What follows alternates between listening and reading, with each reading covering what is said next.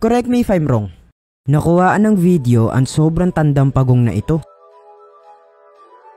Sobrang laki ng mga muscle ni Romario dos Santos Alves. Sinasabing nag-inject kasi siya ng cocktail oil, painkiller at alcohol sa kanyang mga braso. Ayon kay Romario ay muntik na siyang maputulan ng braso dahil sa ginawa niya.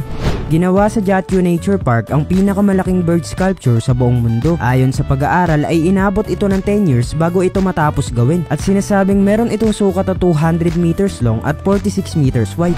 Ang mga crocodile ang itinuturing bilang isa sa mga pinakamalaking reptiles sa buong mundo. Ayon sa pag-aaral ay kayang mabuhay ng mga species na ito ng hanggang 60 to 70 years. At sinasabing may iilan din mga crocodile na umaabot ng halos 100 years yung lifespan. Maraming salamat sa palaging panonood ng video mga master. Napakaganda ng mga ilaw sa lugar ng Waitomo Cave sa bansang New Zealand. Ayon sa pag-aaral ay yung mga ilaw sa kuwebang ito ay nanggagaling sa mga uri ng maggot na nang-a-attract ng mga insekto para makakain. Sinasabing 30 million years na ang tanda ng kuwebang ito at sinimulang puntahan ito ng mga tao noong 1904.